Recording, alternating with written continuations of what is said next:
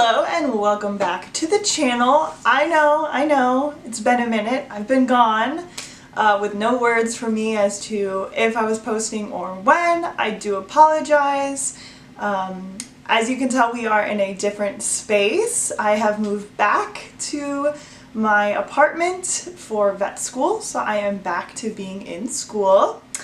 And I had to take time to get everybody back up here and moved in, and the animals, which are behind me, are my main priority. So I apologize for my absence, but I'm super happy to be back, and I hope to at least make one video a week that I can film on the weekends and then work on uploading throughout the week. But that's all going to be subject to change based on what my vet school schedule requires of me, because I'm going to third year, so it's really crazy and I don't know what to expect yet. So I will try to be consistent, but I can't guarantee anything.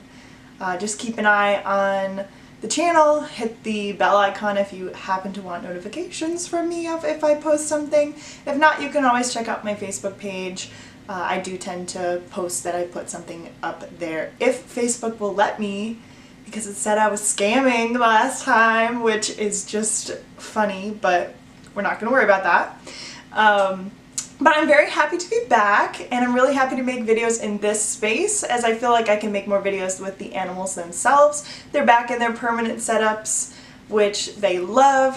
They're super big, and they tend to be able to display more of their natural behaviors, so I would love to get to film them and get to talk to you about them. But that will be in a future video, not the video for today. So today's video is going to be focusing on vet school itself. I want this video to be about the things that I wish I had known going into vet school, all the way back from when I was applying to officially being into school, because there are things for both sides that I had wished I had known. So whether you are just applying, like filling out your VEMCAS, or you've just been accepted into school, or unfortunately if you did get the rejection letters, and you want to know what are some things you could do going forward, hopefully this video can help you out or give you just some things to consider and think about. Quick disclaimer, there are so many vet schools all throughout the country and all throughout everywhere that these tips might not apply to every single school, as every program is a little bit different. I wish I could do like little targeted things for each school, like if you go to this school, don't take this teacher, or like this teacher's really hard. I can't do that because I only attend one of the programs, but I'm going to try to keep things a little more baseline, a little more broad, that can maybe help you as you do that transition from undergrad into veterinary school, because it is a very drastic change and it does bring a lot of new and exciting things, but also new and scary things, because you are stepping into that realm of the unknown. Like I said, I'm a third year vet student, so it has been a minute since I filled out my VEMCAS, but I am still very familiar with the process. I've helped some of my fellow co-workers who want to go to vet school with it this summer, giving them tips and tricks, so hopefully I can pass on some things, or just some of the stuff that when I went through it I still remember, so hopefully that can help. If you are not going into vet school, hopefully some of these things can maybe help you just get over that fear of the unknown, things that are just really scary, the new jobs, maybe even a different school program, or just something that is just different for you. So hopefully this can help, but it's going to be painted with the shade of veterinary medicine. So with that said, let's go ahead and get into it. Okay, so the first thing that I wish I had been told when I was filling out my VEMCAS, or I guess the first thing I wish I had been told differently when I was filling out my VEMCAS, is to be very honest about the type of vet and medicine that you think you might want to practice. When I was an undergrad, my teachers specifically told me, do not write that you are interested in one area of veterinary medicine, examples, surgery or only large animal or something, because that would deem you as not open-minded to the field, to the schools, which is what I did. I have expressed interest in exotic animal medicine, particularly birds and reptiles, and I was told, don't say that, don't write that, don't put that in an interview because it makes you seem closed off and closed-minded, and schools won't like that. The reason why I say that you shouldn't do that is because when I went to do file reviews, because I did not get into vet school my first round, and we will talk about that as point number 2. When I did my file reviews, and I guess we'll talk about file reviews at some point too, the schools said they wanted to know more of me. What made me want to pursue this field. And by the way, everyone will tell you, and this one is true, don't write, I just love animals. Everyone does. Okay, don't do that. But you should write about where your passions lie and what that looks like for you, because your type of vet med is different from your next potential classmate's type of vet med. And that is nowhere then more clear at my school, because when we were there first year, a bunch of people raised their hand for exotic medicine, and now where'd they go? They're gone. Which is the beauty of vet school. What you say in your application might not end up being where you end up going, but if you do have a passion and it's something that you really want to strive to improve veterinary medicine for whatever animals or sector that you want to work in, you definitely should mention that and make it a big part of when you're applying and where you're applying. For me, I only applied to schools that had some sort of exotic animal class in the curriculum, or at least in an electives, so that way I could pursue the veterinary medicine that I wanted to pursue. But I didn't really strive to show that within my application, and that was something that on some file reviews I had some big marks on. I definitely wasn't like super fluid and like, oh, I didn't write like, oh, I love everything. I was more just trying to say like, I'm excited to know what vet med is going to have for me, which isn't false, but I definitely should have dug my heels in a little bit and been like, in my personal statement, like, this is who I am, this is what I want, and this is why.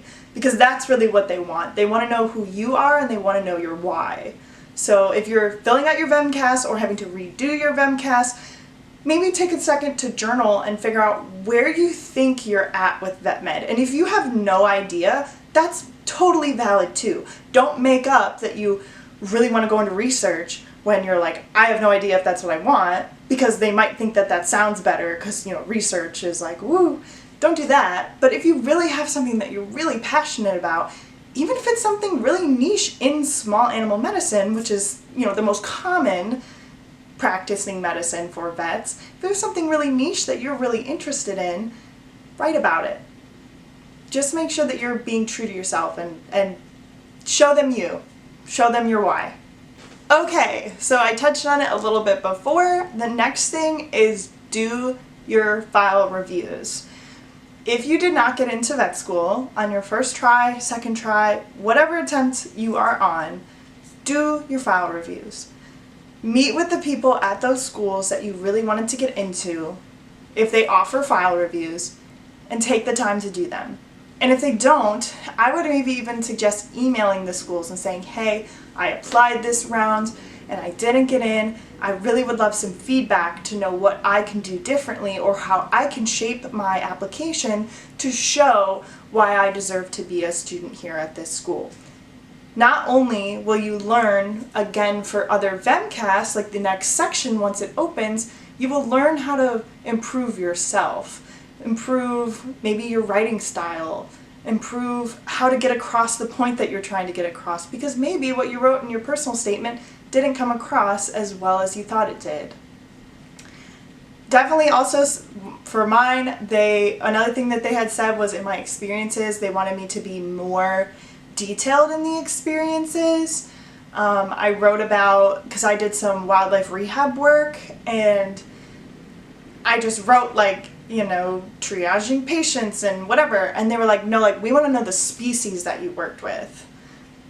And I was like, dang, okay, like, there's a character limit, but I'll try my best. They wanted to see that for these experiences, I had gained a lot of experience with various species, because in wildlife, you will be working with a lot of different species than if you would be at a small animal practice. But if you're in small animal practice, write about the things that you did, the procedures you watched, whatever you helped assist in something, if you're a tech, what you were being the licensed tech for. Go broad and delve into those experiences, and the only reason that I would really know that is because I did these file reviews. When I wrote out my application the first time, I was more concerned on getting all the points in, not necessarily fully expanding on all the points that I had. So make sure, do your file, I know I'm kind of talking two different topics right now, but do your file reviews for your schools if you didn't get in, because it's going to be very helpful when you go to apply the next round. Because you should apply the next round, because not getting into vet school on your first chance is not a death sentence. It's totally normal, and we'll talk about that right now. You absolutely should reapply to vet school if you don't get in your first time, second time, name the amount of times. You should absolutely try again. I wish when I was an undergrad, more people talked about how many chances it takes to get into vet school. What they told me at my undergrad, like when the schools would come to visit, they would say, they'd put a little sticky note, in the pre-vet crowd, and they'd be like, this is how many people are going to get into vet school. I don't think that that's exactly true. Maybe that's the amount of people that would get in on their first try, but a lot of people that I've met in vet school got in on their second or even third try. It's a lot more common than you think. Getting in your first round is kind of uncommon. There are people, obviously, who will first shot, hit it right in the head, perfect, we're proud of them, we love you. But if you don't get in the first time, don't beat yourself up. It's okay. I didn't get into my first round, and I'm going into my third year of vet school. I'm doing surgeries and stuff. It doesn't have to mean that you're less than your peers. It doesn't have to mean that you're less than the people that you were into undergrad with.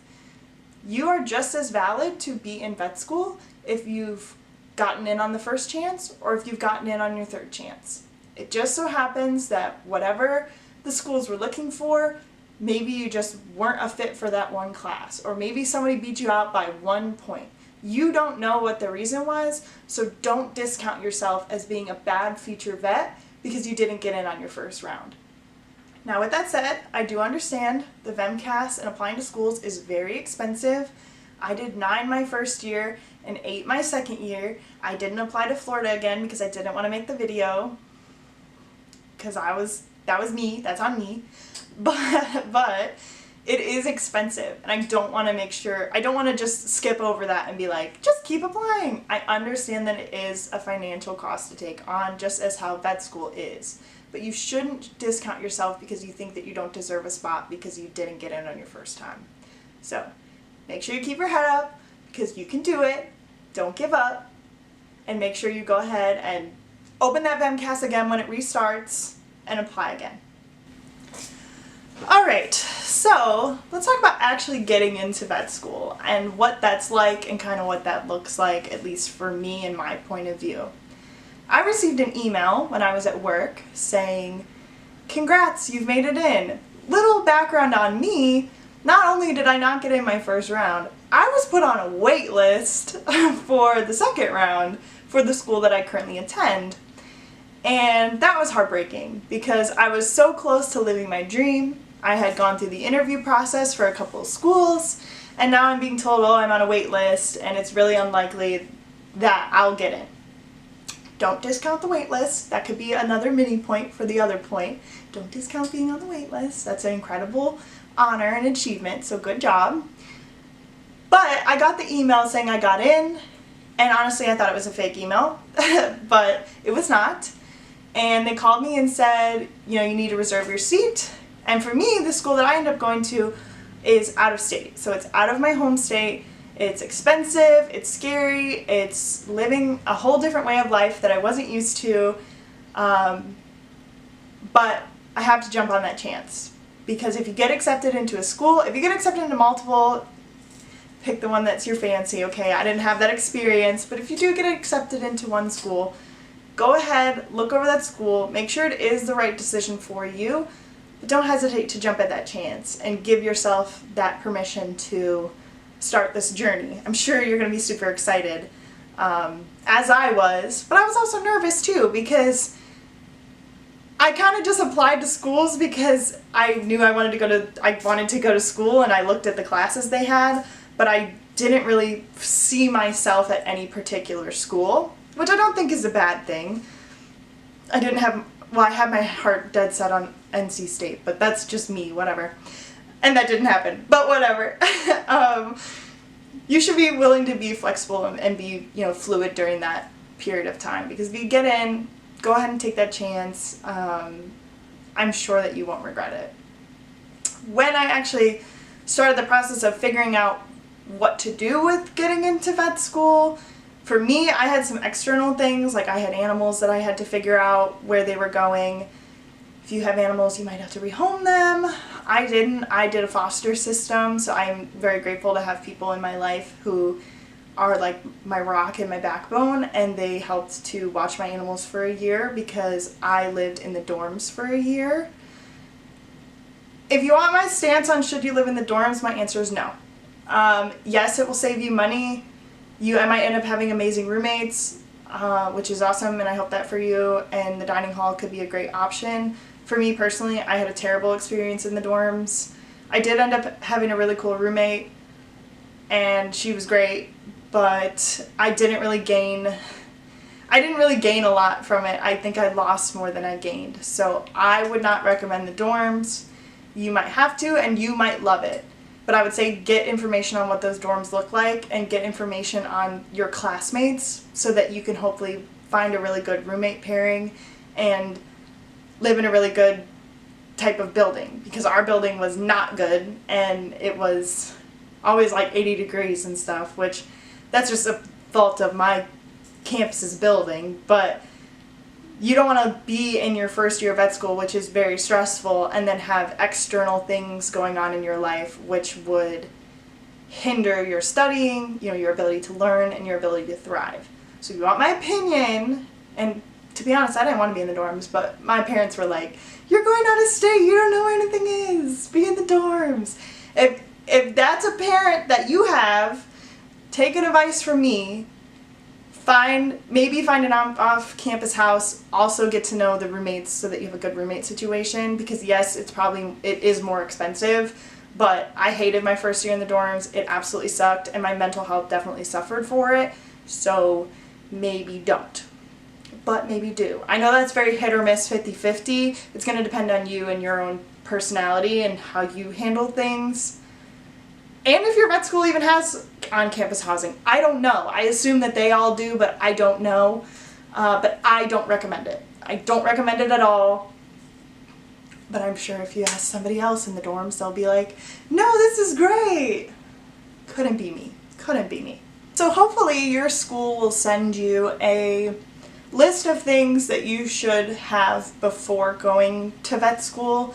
Things like a device that is compatible with their testing software or their lecture software, things like a stethoscope, things like a dissection kit, all these things, lab coats maybe. I mean, you might get your white coat your first year, so you could use that, but if you don't want to get that one dirty, you might want to get like a second one. Scrubs, do you have a class color? All these types of things.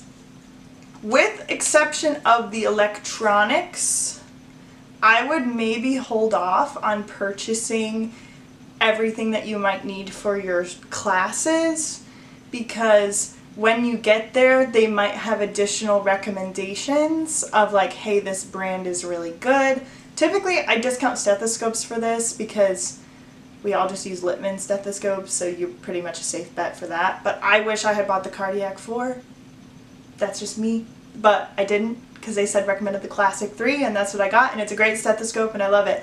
But I would have probably upgraded if I was just buying something right off the bat, as opposed to having to upgrade again later.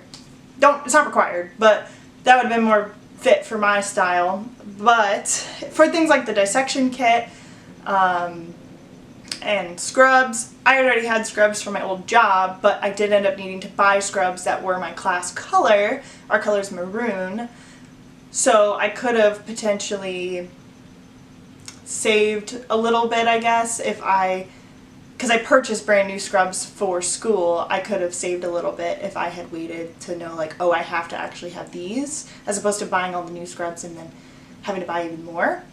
So that's on me, but they could have told me that earlier. Same thing with their section kit.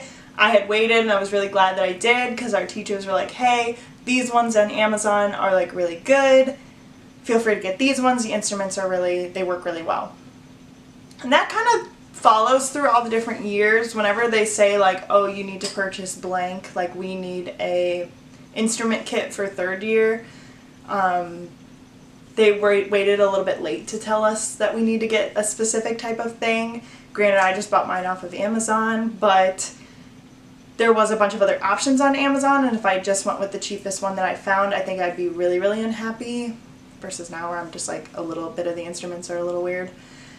But that'll end up saving me money in the long run. So I would definitely go ahead and figure out what technology you need and what kind of base things that you think you'll need, you know, pencil, pens, notebooks, whatever. But maybe let that first week, unless they email you being like, you have to have this before a vet skills or like your skills class, you have to have blank. Maybe wait a little bit if you can, just to make sure that you're getting the absolute right things. Hopefully your school sends you out like more of a complete list. I'm trying to think back if my school did. I'm pretty sure that they did a better job with that, but I was also more concerned of like moving into a dorm and like getting all of that stuff. So some of the things kind of fell under the wayside. But for me, it was okay, because then I just ordered it and like Amazon can ship it within like a couple days. So it's normally not a super big deal. So as for school again itself, the first week of your first year is going to be very different. It's going to be very different, and I want to encourage you to give yourself some grace during that time, because hopefully you know a bunch of people in your program because they came from your undergrad, and you can all hang out and go to like a bar together or whatever beforehand, and everybody can meet each other and it'll be great and everyone's holding hands. That's not always the case though. For me, I moved out of state. I didn't know anyone at my school. I tried to connect like on some group meets and stuff, and it just didn't go very well because I'm kind of shy, hence why I have a bunch of animals and I make YouTube videos now. But I'm shy, and I had a really, really hard time making friends, especially being 23. Being in your 20s and making friends as adults is a little bit strange. And it took me a little while to find my people in school. I can encourage you that you will find your people. Might take a little bit of awkwardness, breaking out of your shell, but you will find your people. I tried on a couple different groups in vet school, and I was like, they're not for me, that's not for me, I'm cool, I don't want to be part of that, you know. And I finally found the people that I really, really resonate with. But it took a hot minute for that to happen. So don't give up, and if you're sitting in school and it's stressful and you're lonely and you just don't feel like you fit in and you're out of place, I want to encourage you to just give it some time, let yourself settle in, focus on your studies, focus on what you're doing, and try to just let whatever steps of vet school is going to happen. You're going to end up with a CATME group. My hope for everyone is that your CATME group is really good and really supportive. Those ended up actually being my first friends, was my CATME group, and we have continued to be friends all throughout vet school. If that's not the case, if your CATME group does not get along and they don't mesh and it's a whole big drama mess, try to join some clubs. Hopefully your school will have club fair relatively soon. Ours was the first week of school this year. So find clubs that resonate with you, whether it's the type of medicine you want to do, some wet labs you might want to get involved in. If you're of a person of faith, there might be faith organizations. If you have a different personal identity, there might be various clubs for that as well. Go and look and find the people who you're going to mesh with and you're going to jive with. Just don't give up. Because for me, I had hit a point where I was like, I'm leaving vet school. I don't want to be here. I have no friends. I don't know what to do. I'm very stressed out. This was around week like 2 or 3 of starting first year. I remember I would like call my parents and I was like, it's not going how I thought. Like, this is not going well. But I promise you, don't make any rash decisions. Now, if you are being like bullied or harassed or something, please take that to your school and have that reported, and I want you to be safe. So if you don't feel safe, like that's another thing, make sure you feel safe. But just work on being comfortable with you and developing who you are. What do you like? What do you dislike? What do you want to do on the weekends? What is your passions in vet med? What is your passions outside of vet med? Because that's very important. And find the group that really fits with that jive and fits with who you are and builds you up and supports you, as opposed to tears you down or makes you feel less than. Those would be my advice for that. Also, you could try to like make little group outings with your class depending on how your class is. We did that a little bit with our year, and I think that those do fairly go pretty well. Normally just local bars, local restaurants to get everybody to meet up. That can be good. Another thing is, if you have a group of people that you're really good friends with and everyone's driving, and you do notice that there's somebody in your class who doesn't really have anyone to talk to and they're really shy and they're kind of lonely, I would recommend that you do at least reach out, say hi to them every morning. Say, hey, do you want to have lunch with us? Like, offer them that chance to be part of your community, because they just might not have found their community yet, or they could just be lonely and they really could use a friend. So don't turn your nose up at them, because people in my class would do that and be like, oh, I'm not talking to that person, they're weird. Don't do that. Include everybody. It can only make your class stronger, and it can only make your class better. I think also on the topic of classmates and colleagues for vet school, when you get in that first week, you are going to be exposed to a whole new cast of characters, and some of those characters are going to be wild and things that you were not ready for, did not expect in school. And that is vet school. Vet school is a big mishmash melting pot of all different things all under the sun. And the big shock for me was like, I'm obviously an exotic animal person, but I do genuinely like just about every species of animal. I think my least would be, I don't like centipedes, which we don't work with in vet med. And I'm not a big large animal person. I just wasn't really exposed to it growing up and stuff. I like them, I have respect for them, I'm not like, hell yeah, for that. But you will be amazed that there will be people in your vet school classes who don't feel the same way about every species of animal. And the species that you like and that you really care for could end up being talked down upon, and you could feel a lot of negativity towards. Small animal people, y'all don't deal with this very often. Dogs and cats, everyone's pretty chill. I guess the dog people don't deal with this. Some people are really like, I hate cats, so I feel for them. Also, that's a cool motorcycle that just went by. Hopefully you can't hear it, but probably.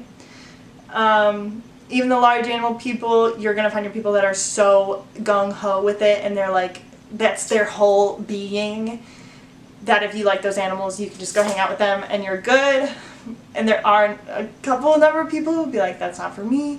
So they probably see a little bit of it. If you're in the exotic world, yo, you are probably going to feel it. You're going to feel, why would you want to work with these animals? Snakes are gross. Lizards are weird.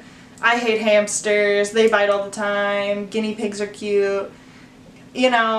Rabbits are weird, they just want to die. Like, you're gonna get it a ton. It's really annoying. I don't like it because I thought we were all here because we all like animals, but I guess there's like asterisks for like only this, which is valid. They're allowed to like just that, but those people tend to be very vocal. So if you're just trying to like vibe and live your life, they will like go out of their way to be like, why would you even want to work with that? And like, that's really annoying.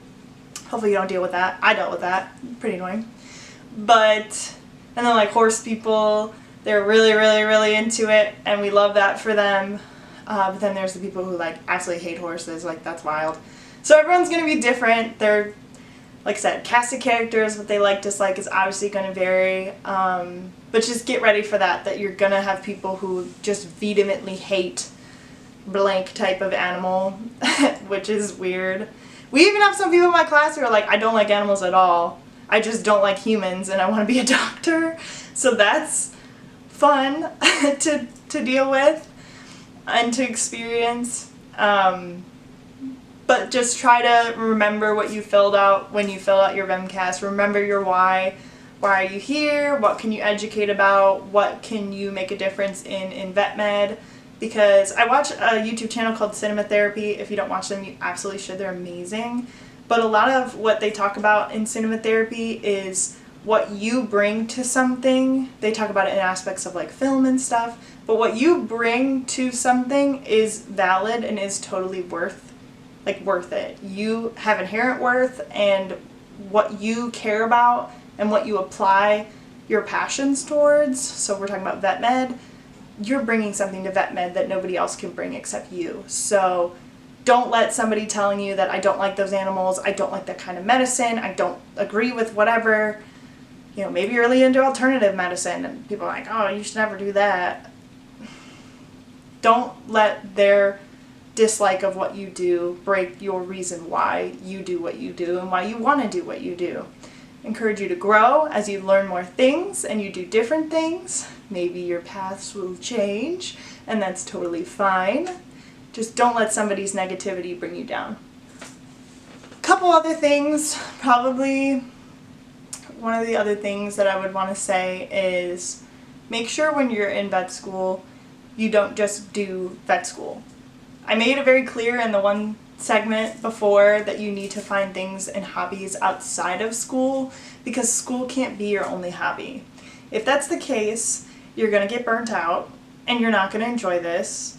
And when you become a veterinarian, you might have a 4.0 GPA and the best ever NAVLE score, but you're going to get burnt out in this field and you're not going to make it long as a veterinarian. I'm not telling you that to scare you. I'm telling you that because you need to be a well-rounded person. That means you need to, outside of school, do things. Go to the zoo, go to an aquarium, go to the mall, go ride roller coasters, go to the bar, go ice skating, go for a walk at the park, go drive around, go do whatever makes you happy. That's not vet med. Don't talk about school, don't talk about tests, don't talk about teachers, don't talk about anything.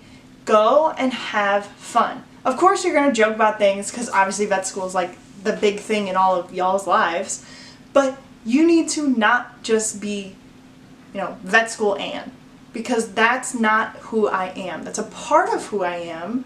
I am a student in vet school going into my 3rd year with a passion for exotic animals and their medicine.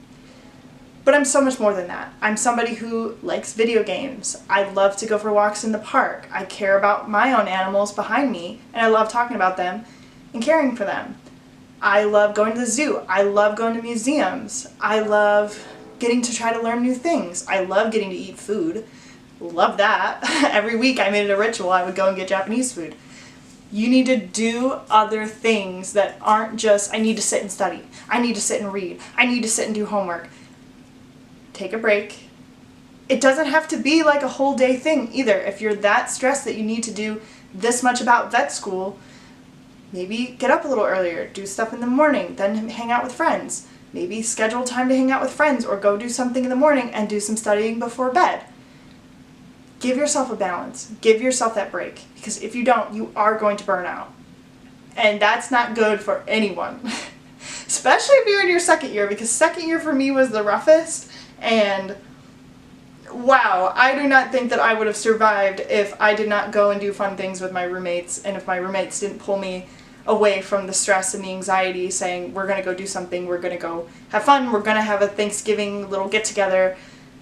I would not have lived. I would be in the ground because it was so stressful and so life-consuming, and you can't let it consume your life, because it will. It absolutely will. Because you're not going to know everything. You're not going to be a perfect student.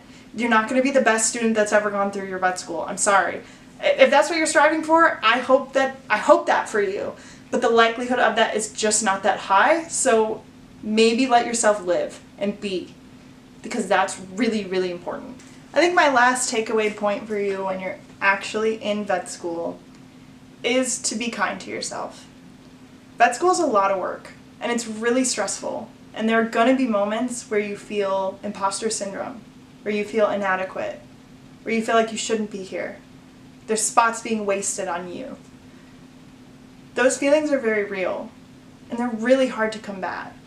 But I want to encourage you to maybe sit down and journal, or type in your notes, or listen to like a really good podcast that you like, and let yourself be comfortable with you. I said before that we all bring something to vet med, and that really is true. What you bring to vet med is so valuable. And if you worry about, I'm not good enough, I'm not doing well enough, my GPA is not high enough, I'll be the first to say my GPA is not a 4.0. It's not. I wish it was, but it's not.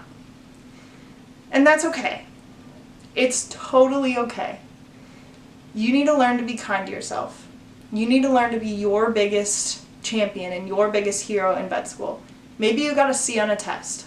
Maybe all your friends are just worried that we all pass. But then you get a C and then they're like, ooh. Nope. Be your biggest champion. Be your biggest hero. You did good. Or if you didn't do as well as you thought, you're going to get them next time. Be kind to yourself. You're the only you that you have, and you can't be a good vet if you're not nice to yourself and if you don't like yourself. So get to know yourself over these 4 years and learn to be a little bit kinder to yourself. And I say it sternly because I need to learn it just as much. With that said, let's get this video wrapped up. Those are just some things that are things I wish people had told me going through vet school. Like I said, not super concrete. You know, do this, don't do this, study this long, blah, blah, blah. Maybe I will make something a little more of like what I do in vet school to help you. I don't know. But I don't want it to be that way, because I don't want it to be a paint by numbers, because vet school isn't a paint by numbers. It's whatever you're going to make of it. However, you're going to live out your vet school life. And I can't change that. Professors can't change that. Nobody can change that. Only you can change how you do things. And what works for you won't work for everybody else. I just really think that it's very important that we learn how to navigate this wild world called vet school or professional school or a new job or whatever, and we learn how to be okay with the uncomfortable and be okay with the learning and the growing that you're going to do over these next 4 years or however long. And I really do wish somebody sat me down and was like, this is the true, honest truth of what you're going to see in vet school and what you're going to experience. And I hope that I've been able to reiterate some of that to you today. I hope that this video is not 30 minutes long. Let's all pray and hope that I finally made a video under that amount of time. I don't think I did, but there's a first time for everything. And let's hope that I can be a better editor and not make some of the mistakes that I've made in the past. With that said, I hope that you all have a super fantastic day, and I will see you in the next one. Bye, guys.